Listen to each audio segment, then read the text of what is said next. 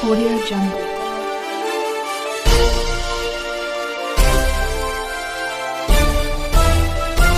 Audio Jungle. Okay. जय महाराष्ट्र. शिवसेना उद्धव बाळासाहेब ठाकरे पक्षाच्या वतीने आजच्या या महत्वपूर्ण पत्रकार परिषदेमध्ये आपल्या सगळ्यांचं स्वागत आहे. सन्माननीय राज्याचे मुख्यमंत्री देवेंद्र फडणवीसजी काल असं म्हणाले, म्हणजे ते तसं नेहमी बोलतात आणि फार हसून आणि फार व्यवस्थित पद्धतीने ते सांगतात. संपूर्ण देशात पेपर फुटीची आणि त्याच्या संबंधाने सगळ्या विद्यार्थी वर्गामध्ये एक संतापाची लाट आहे आणि अशा सगळ्या काळात भाजपच्या पोलिसांचे रोज नवे कारनामे पुढे येत आहेत. पण असं असताना सुद्धा या सगळ्या प्रकरणामध्ये ज्या पद्धतीने खरं तर हे प्रकरण हाताळायला पाहिजे ते हाताळलं जात नाही, हे फार विशेष आहे. आणि उलट राज्याचे मुख्यमंत्री देवेंद्रजी काल असं म्हणाले की सगळ्यात मोठा टीईटी परीक्षा फुटीचा घोटाळा हा ठाकरेंच्या काळात झाला. कदाचित त्यांच्या स्क्रिप्ट रायटरने मुद्दाम चुकीचं लिहिलं असेल किंवा नकळत चुकीचं लिहिलं असेल किंवा बरोबर लिहिलंय परंतु सीएम साहेबांकडनं चुकीचं वाचन झालं असेल. मी जरा करेक्ट केलं पाहिजे की सगळ्यात मोठा टीईटी पेपर फुटीचा जो घोटाळा होता तो ठाकरेंच्या काळात झाला नाही, ठाकरेंच्या काळात उघडकीस आला. मी पुन्हा एकदा रिपीट करते, हा घोटाळा ठाकरेंच्या काळात उघडकीस आला. तो कसा उघडकीस आला आणि या घोटाळ्याला जबाबदार कोण होतं आणि हा घोटाळा नेमका कधी झाला, कोण कोण होतं या सगळ्या साखळीमध्ये जरा बोललं पाहिजे याच्यावर. मंडळी, 19ला आम्ही सत्तेत आलो. आम्ही सत्तेत आल्यानंतर त्यावेळेला तत्कालीन वैद्यकीय शिक्षण मंत्री राजेश टोपेजी होते, विशेष गृहनिर्माण मंत्री जितेंद्र आव्हाड होते आणि गृहनिर्माण खात्याच्या म्हणजे म्हाडाच्या परीक्षा आल्या. म्हाडाचा पेपर निघाला.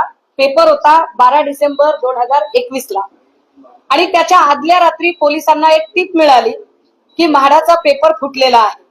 जशी पोलिसांना टीप मिळाली, पोलीस जिथे टीप मिळाली आणि ज्याच्या संबंधाने टीप मिळाली त्याच्यापर्यंत पोहोचले. आता तुम्ही म्हणाल मी हे सगळं सांगते याला आधार काय, हे सगळं कपोलकल्पित असू शकतं. तर मी हे आवर्जून सांगितलं पाहिजे की मी जी माहिती सांगते ती नॅशनल सायबर क्राईम केंद्राचं गृह खातं आणि त्यातली त्यात सायबर नॅशनल सायबर क्राईमच्या वेबसाईटवर त्या वर्षातली सगळ्यात बेस्टेस्ट केस स्टडी म्हणून ज्या केस स्टडीला अपलोड केलेलं आहे ती केस स्टडी मी तुम्हाला सांगते की ही पेपर फुटीच्या संबंधातला सगळ्यात मोठा स्कॅम त्या वर्षीचा बेस्टेस्ट स्कॅम म्हणून झाला होता. आणि या संबंधाने त्या अधिकाऱ्याचं नाव सगळ्यात शेवटी सांगते. ज्या अधिकाऱ्याने ही सगळी केस स्टडी केली होती 12 डिसेंबरच्या आदल्या रात्री कळलं, 11 डिसेंबरला कळलं, 11 डिसेंबरला संबंधित माणसापर्यंत पोहोचले. त्याचं नाव होतं प्रितीश देशमुख. प्रितीश देशमुख हा रेड हँड सापडला. तिथे तो त्याच्या पेन ड्राईव्ह मधनं आणि मोबाईल मधनं तो पेपर वाटत होता, पेपर देत होता लोकांना. ह्याच्या सगळ्या संबंधाने आधीची माहिती कळली होती ती एका टेलिग्राम ग्रुपवर विद्यार्थ्यांनी शेअर केली की अरे असा एक पेपर फिरत आहे आणि याचा तपास करता करता ही टीप मिळाली. तिथपर्यंत पोलीस पोहोचले.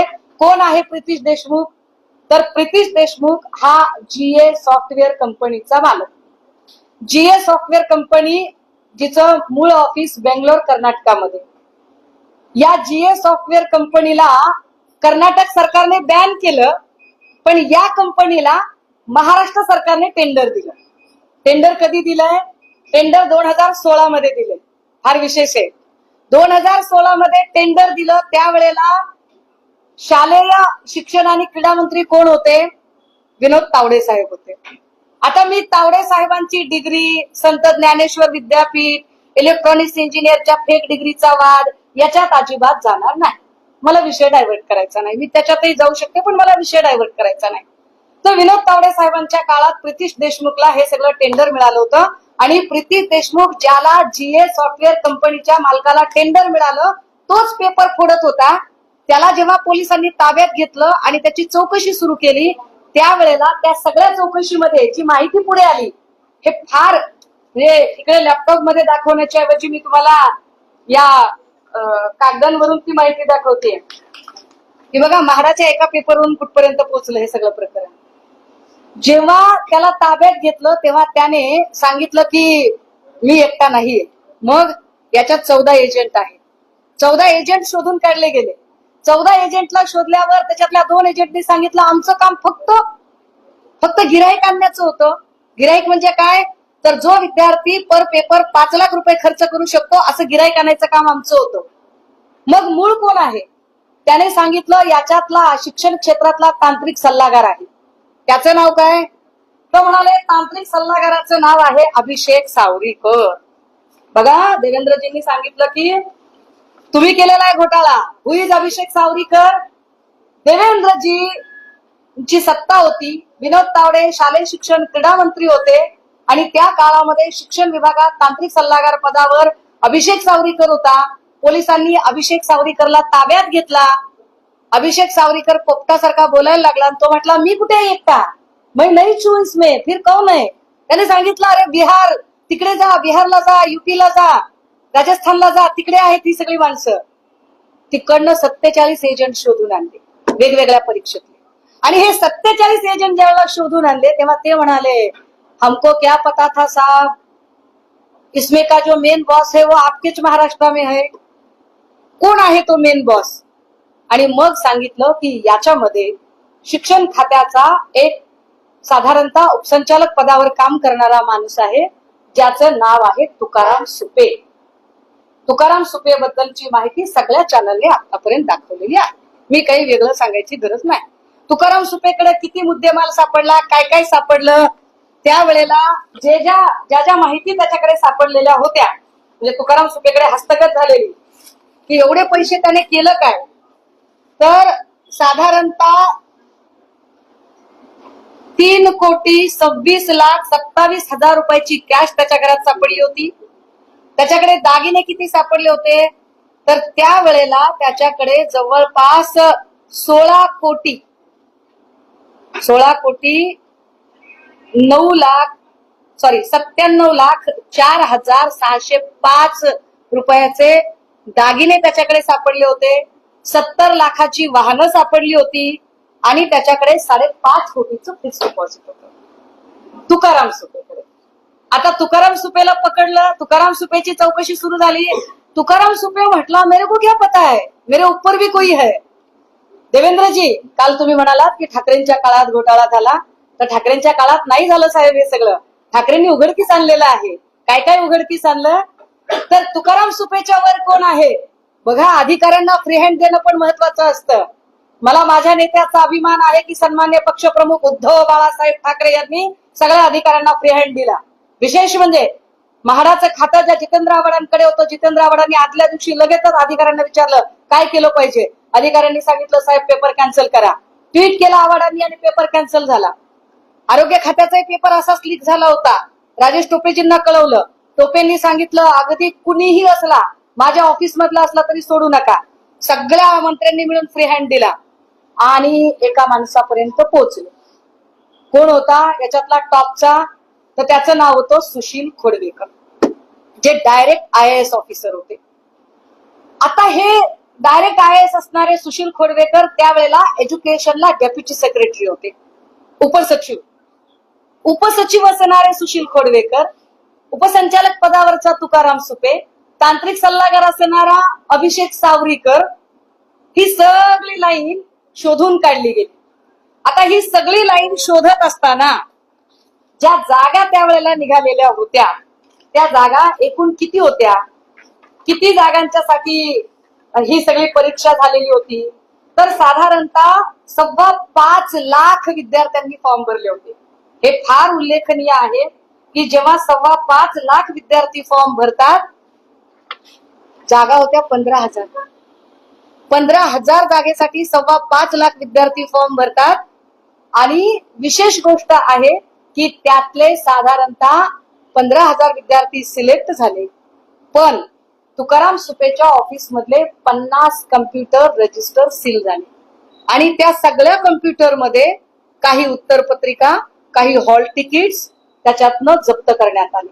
आणि त्यात असं कळलं की किती विद्यार्थ्यांनी चिटिंग केली आहे, किती विद्यार्थ्यांनी हा फुटलेला पेपर विकत घेतलेला होता, तर तब्बल 7,500 विद्यार्थ्यांनी. देवेंद्रजी, मी तुमच्या काळातलं सांगते सगळं.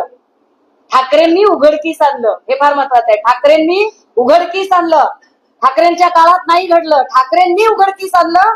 फडणवीस साहेब तुमच्या काळात, तावडे साहेब शिक्षण मंत्री होते, या काळात हे सगळं झालेलं आहे.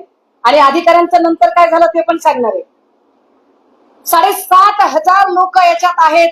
हे जेव्हा माननीय मुख्यमंत्री उद्धव ठाकरेंना, तत्कालीन मुख्यमंत्र्यांना, तपासी अधिकाऱ्यांनी सांगितलं की साहेब एवढे एवढे लोक आहेत आणि 7,500 विद्यार्थी आहेत, काय करायचं? कारण 7,500 विद्यार्थ्यांमधल्या 3,500 विद्यार्थ्यांना नोकऱ्या सुद्धा लागल्या होत्या. आणि ठाकरेंनी सांगितलं फसवणूक करणाऱ्या एकालाही सोडायचं नाही.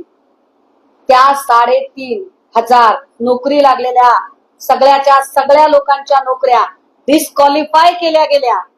नुसत्या डिस्क्वालिफाय नाही, त्यांच्याकडनं पगार रिकव्हर करण्यात आले. देवेंद्रजी, अहो तुमच्या काळात साधी एक FIR होऊ शकत नाही. दिसत असलं तरी डोळ्याने धडधडीत गुन्हा घडताना. माझा नेता किती पारदर्शक आहे, माझा नेता किती प्रामाणिक आहे की सन्माननीय पक्षप्रमुख उद्धव बाळासाहेब ठाकरे यांनी आपल्या पक्षातल्या सत्तेवर असलेल्या, मंत्री पदावर असलेल्या माणसाला सुद्धा सोडलं नाही. कारण या 3,500 लोकांमध्ये ज्यांना नोकरी लागली होती त्यात एक होती मंत्री अब्दुल सत्तार यांची मुलगी, आणि तिलाही सोडलं नाही. आणि अब्दुल सत्तारांच्या पोरीला सुद्धा ब्लॅकलिस्टेड केलं गेलं आणि तिच्या सुद्धा नोकरीवर गदा आली. हा पारदर्शक व्यवहार केला तो माझ्या नेत्याने केला.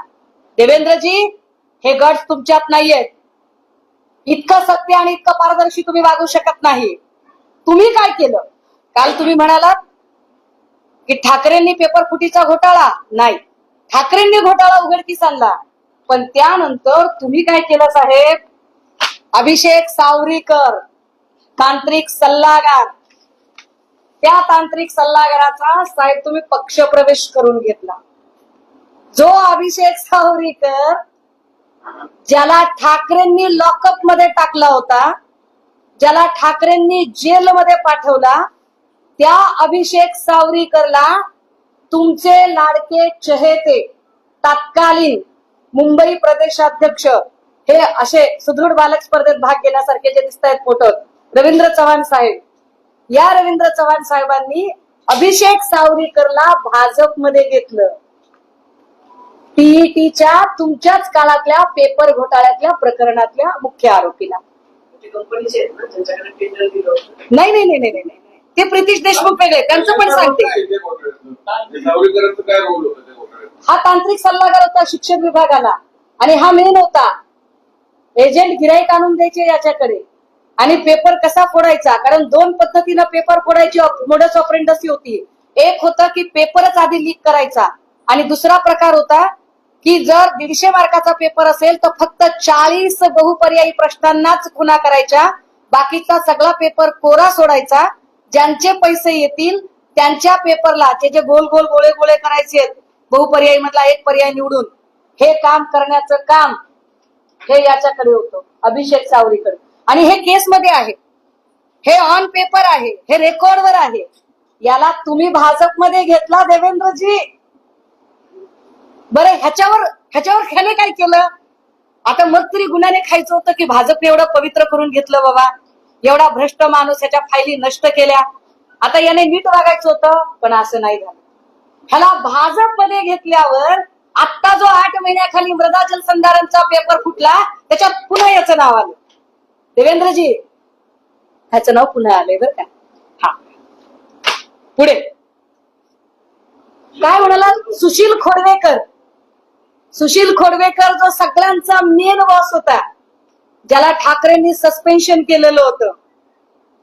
तुम्हाला त्याला खरं तर डायरेक्ट IAS, मी पण प्रशासकीय अधिकारी म्हणून काम केलंय, त्यामुळे मी समजू शकते की डायरेक्ट IAS ला फार फार तर तुम्ही साईड पोस्ट करू शकता. अरे पण ती साईड पोस्ट करताना तुम्ही असं का केलं नाही की त्याला जरा बाजूला ठेवावं? तुम्ही ते केलं नाही.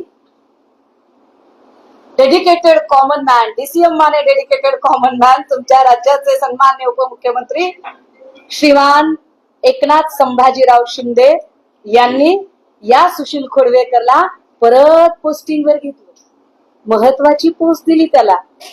हे पाप तुम्ही केलं, हे पाप तुम्ही केलं देवेंद्रजी.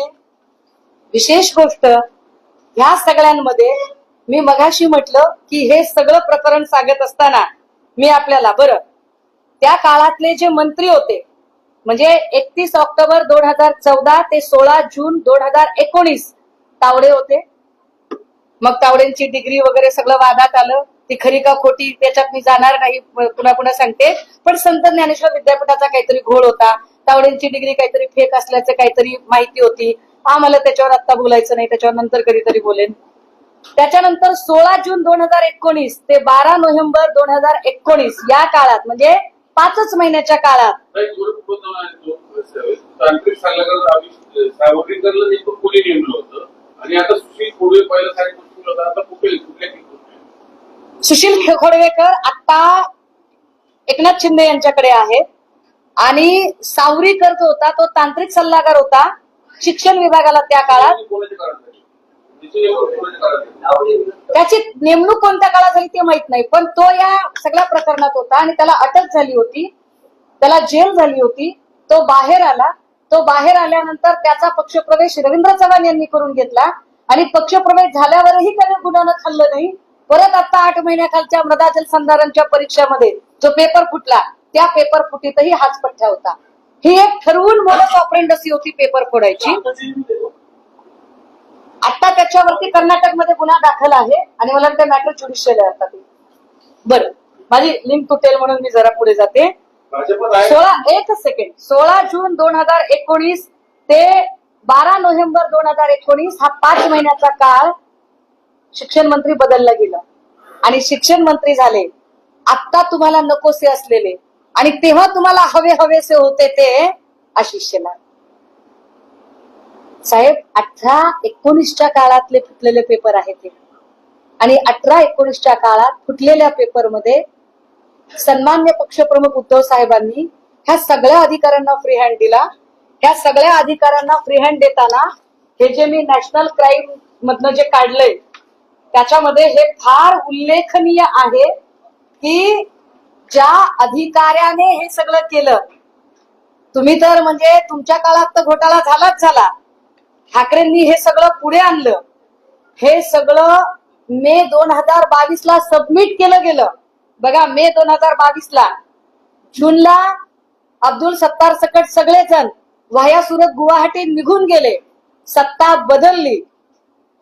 देवेंद्रजी तुम्ही पुन्हा गृहमंत्री झालात, पुन्हा या राज्यामध्ये कायद्याची लक्तरं काढणं सुरू झालं आणि प्रत्येक अधिकाऱ्याला 3 वर्षानंतर इन्क्रिमेंट आणि प्रमोशन सकट जे त्याची ट्रान्सफर ऑर्डर असते, ज्या प्रामाणिक अधिकाऱ्याने काम केलं त्याला तुम्ही ना प्रमोशन दिलं ना काही कुठली शाबासकी दिली. ज्याने केलेला हा सगळा तपास होता, जो तपास सेंट्रल गव्हर्नमेंटने त्या वर्षीची बेस्टेस्ट केस स्टडी म्हणून अवॉर्ड केलं होतं, जी पुरस्कृत केलेली होती, त्या केस स्टडीतल्या अधिकाऱ्यांना तुम्ही काय केलं तर तुम्ही त्या बिचारीला साईड पोस्टिंग, एका डायरेक्ट IPS ऑफिसर असणाऱ्या भाग्यश्री नवटाके इथे दिसत आहेत.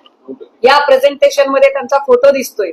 हे प्रेझेंटेशन सेंट्रल गव्हर्नमेंटचं प्रेझेंटेशन आहे, एक पूर्ण केस सॉल्व्ह केल्यानंतरचं. आणि या भाग्यश्री नवटाकेंना तुम्ही SRPFच्या ग्रुप कमांडंट म्हणून आधी चंद्रपूर मध्ये टाकलं आणि आता चंद्रपूर मधनं त्यांना गोंदियात टाकलं. मला माहित नाही की आता म्हणजे त्यांनी तरी हे का अन्याय सहन केला ते पण मला माहित नाही. त्या का गप्प बसल्या असतील एवढं सगळं होत असताना, की एवढं चांगलं काम करून त्यांना इतकं पनिश केलं गेलं, यावर त्या का बोलल्या नाही. कदाचित त्यांची काही म्हणजे डिसिप्लिन असू शकते, परंतु हे सगळं घडलं आणि हे सगळं घडताना देवेंद्रजी तुम्ही उघड्या डोळ्याने बघत होतात. विशेष या मॅडमना फक्त आणि फक्त तुमच्यापर्यंत गोष्ट, तुमच्यापर्यंत म्हणजे तुमच्या लोकांपर्यंत गोष्ट पोचते म्हटल्यावर यांना पनिश करण्यात आलं.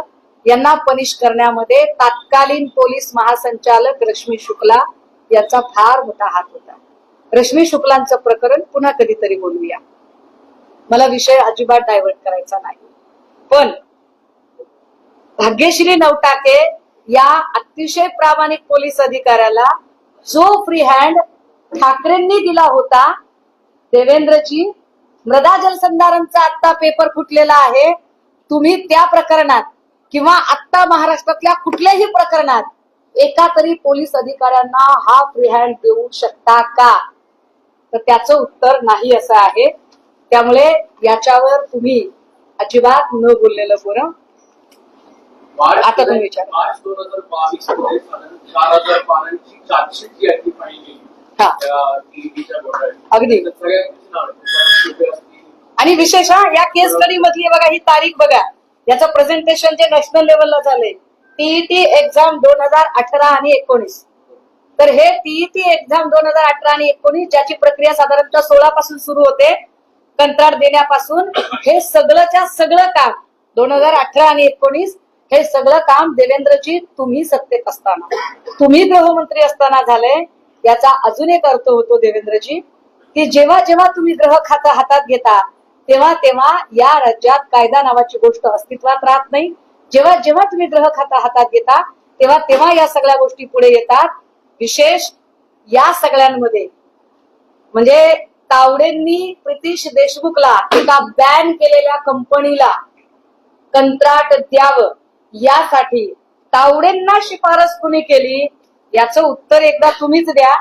आणि जर तुम्ही त्याचं उत्तर खोटं दिलं तर मी पुन्हा एक पत्रकार परिषद घेऊन पुन्हा तुम्हाला पुराव्यासकट सांगेन. तेच म्हणतोय ना की 4,000 पानांचं जर चार्जशीट दाखल झालं Yes. 2022 Yes. मार्च 2022 ला झालेलं आहे. आज 2026 अजूनही कोर्ट ऑन बोर्ड आलेली नाही. आता एका बाजूला यांचं म्हणणं आहे की फास्ट ट्रॅक कोर्ट हे एक्झॅक्टली मला 7,880 विद्यार्थी आहेत. मी तुमचं मनापासून स्वागत आणि कौतुक करते, आभार मानते की तुम्ही मला हा प्रश्न विचारला की 4,000 पानांचं जर चार्जशीट 2022 मार्च 2022 ला जर दाखल झालंय तर फास्ट ट्रॅक कोर्टचे जी सगळी नाटकं करणारी जी लोक आहेत त्या लोकांनी अजूनही हे प्रकरण बोर्डावर का येऊ दिलं नाही.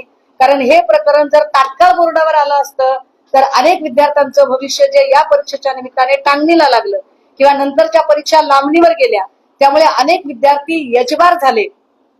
त्या सगळ्या विद्यार्थ्यांना कदाचित आपलं भविष्य वाचवता आलं असतं, पण ते झालं नाही.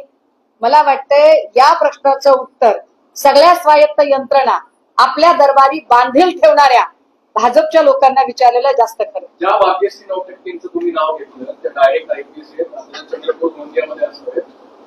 हा सगळा प्रकरण झाल्यानंतर BHR प्रकरणात दाखल करण्यात आलाय. त्यामुळे असं कुठेतरी वाटतंय का की एका बाजूला ऐका, BHR प्रकरण म्हणजे भाईचंद हिराचंद रायसोनी प्रकरण, ज्या प्रकरणामध्ये सुनील झंवरला अटक झाली होती. सुनील झंवर हा गिरीश महाजनांचा अतिशय निकटवर्तीय, त्याच्यातले अनेक तपशील मी सांगू शकते, पण आता या मूळ विषयावरचा फोकस डायव्हर्ट होऊ नये म्हणून मी कृपया मला समजून घ्या की मला हाच फक्त एवढाच एपिसोड सांगायचा आहे. आणि भाग्यश्री नवटाके सारखे अनेक अधिकारी जे खूप प्रामाणिकपणे काम करतात त्यांना कसं पनिश केलं जातं, त्यांना कसा त्रास दिला जातो हे या निमित्तानं स्पष्ट होतंय. आणि म्हणूनच मी म्हणते की देवेंद्रजी, माझे नेते मुख्यमंत्री असताना सन्मान्य उद्धव साहेबांच्या काळामध्ये सगळ्या अधिकाऱ्यांना जो फ्री हँड होता, भाग्यश्री नवटाके सारख्या अतिशय कर्तव्यदक्ष अधिकाऱ्याने एक मोठं स्कॅम बाहेर काढलं, ज्या स्कॅमला नॅशनल लेवलला बेस्टेस्ट केस सॉल्व्ह करण्याचा अवॉर्ड मिळाला. त्या महिलेवर का गुन्हा दाखल झाला, तो गुन्हा दाखल करण्यात रश्मी शुक्लांचा रोल काय होता, त्याची उत्तरं तुम्ही द्या. नंतर मी कधीतरी बोलेल. आता मला तो विषय डायव्हर्ट करायचा. या सगळ्या प्रकरणी ना 3 गोष्टी महत्वाच्या. एक ज्या तुम्ही तारखा सांगताय, दुसरं जे तुम्ही नावं सांगताय, आणि तिसरं विनोद तावडेंच्या काळात फक्त डेट्स आणि तो सगळी नावं एकदा रिपीट सांगायचं. मी पुन्हा एकदा अतिशय थोडक्यात सांगते, ऐका. 12 डिसेंबर 2021 ला म्हाडाचा पेपर लीक होणार होता. 11ला तो लीक झाल्याची पोलिसांना माहिती मिळाली. पोलिसांनी रेड टाकली. रेड टाकल्यावर रेड मध्ये त्यांना प्रितीश देशमुख सापडला. प्रितीश देशमुख हा GS सॉफ्टवेअर कंपनीचा मालक. जे सॉफ्टवेअर कंपनीच्या मालकाला जेव्हा विचारलं की हे टेंडर वगैरे काय, तर त्याला ते टेंडर, त्याची कंपनी कर्नाटकमध्ये बॅन झाली होती, पण त्याच्या कंपनीला टेंडर विनोद तावडेंच्या काळात मिळालं. त्याने जी नावं घेतली त्याच्यामध्ये 47 एजंट पकडले गेले आणि महत्वाचा शिक्षण विभागातला तांत्रिक सल्लागार अभिषेक सावरीकरवर आरोपपत्र दाखल झालं. अभिषेक सावरीकर हा न्यायालय म्हणजे त्याला तुरुंगवास झाला. तुरुंगातनं तो बाहेर आला आणि त्याला रवींद्र चव्हाणांनी त्याला भाजपमध्ये प्रवेश दिला. आता पुन्हा एकदा अभिषेक सावरीकर मृदा जलसंधारणमध्ये अडकलेला सापडतोय. विशेष म्हणजे संभाजीनगरमध्ये पण एक FIR त्याच्यावर दाखल झालेली आहे आता अलीकडच्या काळामध्ये. दुसरे तुकाराम सुपे होते, तिसरे सुशील खोडवेकर. याच्यातल्या सुशील खोडवेकरला आता परत एकदा एकनाथ शिंदे यांनी त्यांच्या डिपार्टमेंटला घेतलेलं आहे. म्हणजे जो एक मोठा पेपर फुटीचा घोटाळा सन्मान्य पक्षप्रमुख उद्धव साहेबांनी बाहेर काढला, नुसता बाहेर काढला नाही तर याच्यात अधिकाऱ्यांना इतका फ्री हँड दिला की त्यांच्याच पक्षाचे मंत्री अब्दुल सत्तारांची मुलगी सुद्धा चिटिंग करून पास झाली हे लक्षात आल्यानंतर आणि पोलिसांनी हे लक्षात आणून दिल्यानंतर कुणालाही सोडू नका असं सांगत त्या 3,500 विद्यार्थी जे ब्लॅक लिस्टेड केले, जे नोकरीला लागले होते, त्यात अब्दुल सत्तारांची सुद्धा एक मुलगी होती. ओके, याच्यावर आता याला डायव्हर्ट नका करू. ऐका कोणाला हा, आणि त्याच काळात सगळे अधिकारी ज्यांनी घोटाळे बाहेर काढले त्या सगळे साईड पोस्टिंगले आहेत. म्हणजे आम्ही असलं नंतर ते भाग्यश्री गावकरे सांगितलं असेल, दगडू हक्की असतील, त्यांनी परीक्षा घोटाळे बाहेर काढले. ते सगळ्यात ह्याच्यात फार विशेष आहे की ठाकरेंच्या काळात ज्या अधिकाऱ्यांना फ्री हँड मिळाला आणि ज्या अधिकाऱ्यांनी सगळी केस स्टडी केली आणि हा स्कॅम बाहेर काढला, त्या सगळ्यांना भाजपच्या काळात त्यांना पनिश केलं गेलं, त्यांना साईड पोस्टिंग देण्यात आली. आणि विशेष जे या प्रकरणातले आरोपी होते त्यांना मात्र भाजपच्या काळात सन्मानाच्या जागा मिळाल्या आणि भाजपने स्वतःमध्ये सामावून घेतलं. भाजपच्या वॉशिंग मशीन मधनं अभिषेक सावरीकर धुवून स्वच्छ बाहेर काढला आणि सावरीकर आणि त्याला परत एकदा भाजपमध्ये घेतलं गेलं. अधिकारी सुशील खोडवेकरला सुद्धा वॉशिंग मशीन मधनं बाहेर काढलेलं आहे. म्हणजे ही सगळी अधिकारी विनोद तावडे शिक्षण मंत्री असतानाच नेमलेली होती का? नाही, असं म्हणता येणार नाही. कारण बघा याच्यामध्ये खोडवेकर हे डायरेक्ट IAS ऑफिसर आहेत, तुकाराम सुपे हे मला वाटतं MPSC थ्रो आहेत आणि तांत्रिक सल्लागार असणारा जो माणूस आहे तो क्लिनिकल मधला माणूस होता, सावरीकर जो होता तो. पण यांच्या नियुक्त्या कधी कधी झाल्या होत्या ते नाही, परंतु ह्याच्यातलं जे कंत्राट आहे प्रितीश देशमुखचं, जे मेन गोष्ट आहे ते कॉन्ट्रॅक्ट मात्र तावडेंच्याच काळात मिळालं होतं आणि ती कंपनी बॅन असताना ते कॉन्ट्रॅक्ट दिलं. ते कॉन्ट्रॅक्ट तावडेंनी का दिलं? दुर्गेश पाटील नावाच्या माणसाचं कॉन्ट्रॅक्ट का नाकारलं? दुर्गेश पाटीलची सुद्धा कंपनी या क्षेत्रात काम करत होती. याच्यातली अनेक नावं मी सांगू शकते. मला जरा देवेंद्रजींची कमेंट ऐकायला आवडेल. त्यांची कमेंट आली की उद्या माझी पत्रकार परिषद अजून एक झालीच म्हणून समजा. मुंबईत काल जे आहे काल जो आंदोलन झालं या प्रकरणातला ज्या महिलेचा विनयभंग केलेला आहे याच्यामध्ये देवेंद्र फडणवीसजी, तसेच विधान परिषद उपसभापती अहिरजी आणि राज्यपाल महोदय या 4ही लोकांना मी काल मेल टाकले होते. त्याच्यातनं आणि काही अधिकाऱ्यांकडनं जेव्हा माहिती मिळाली त्याच्यानुसार हा जो माणूस आहे हा कॉन्स्टेबल असल्याचं कळतंय आणि हा काय म्हणतात त्याला मिल्स स्पेशल नावाची जी पोलिसांमधली जी एक शाखा असते मिल स्पेशल म्हणून, त्या मिल स्पेशल मधला हा कॉन्स्टेबल असल्याची माहिती मिळत आहे. पण तरी सुद्धा याच्यात अजून माहिती मिळवली जाईल. आता यावर भाजपचे जे काही बोल घेवडे आहेत देवेंद्रजींच्या भाषेत त्यांनी प्रतिष्ठित केला शब्द भाडेकेटर, भौंकणेवाले वगैरे. तर देवेंद्रजी जसं सांगतात तसे त्यांच्या पक्षातले जे भौंकणेवाले आहेत ते असं म्हणतात की तो पोलीस नव्हता. तर माझा पुढचा प्रश्न, जर तो पोलीस नव्हता तर देवेंद्रजी, जर तो पोलीस नव्हता तर देवेंद्रजी तुमच्या इतकी सक्षमता नाही का तुमच्या खात्यामध्ये की तुमच्या खात्याने हे सगळं निपटावं? तुम्हाला भाड्याचे टट्टू घेण्याची गरज का पडते? हा कुठला भाड्याचा टट्टू उचलून आणला होता ज्याने एका महिलेचा विनयभंग केला? याचं उत्तर देवेंद्रजींनी द्यावं. तसंच पोलीस अधिकाऱ्याचा व्हिडिओ आहे. राज ठाकरेंनी उद्धव ठाकरेंनी प्रेसमध्ये दाखवलंय पण त्यांनी मेल केलंय. सांगले नावाचा जो पोलीस अधिकारी होता त्याच्यावर तातडीने जेव्हा आम्ही सगळ्यांनीच टीकेची जोड उडवली त्यावेळेला सांगलेचं सस्पेन्शन झालेलं आहे. नाही, रात्री आमचं उपोषण सोडवलं गेलं. ऐका ना, माझा विषय डायव्हर्ट होईल याच्यातनं. मी बोलेन आपल्याला याच्यावर.